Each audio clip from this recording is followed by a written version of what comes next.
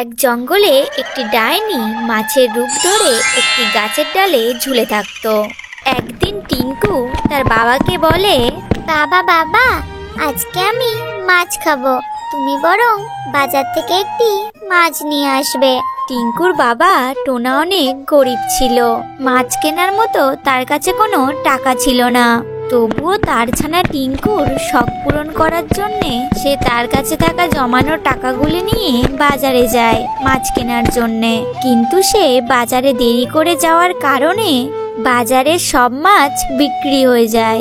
এরপর টোনা মাছ না পেয়ে মন খারাপ করে বাড়ির দিকে রওনা দেয়। টোনা যখন জঙ্গলের মাঝে আসে তখনই সে হঠাৎ দেখে একটি গাছের ডালে বিশাল বড় একটি মাছ ঝুলছে।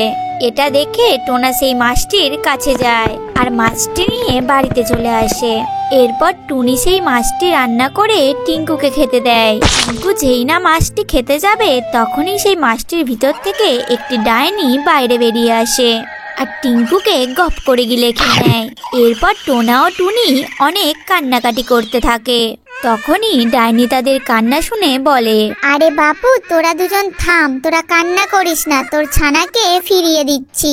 এ কথা বলে ডাইনি তার জাদু শক্তি দিয়ে টিঙ্কুকে ফিরিয়ে দেয় আর বলে, শোন টুনি, তোর ছানা তখনই জ্ঞান ফিরে পাবে যখন তুই নীল নদীর পানি এনে তোর ছানাকে খাইয়ে দিবি।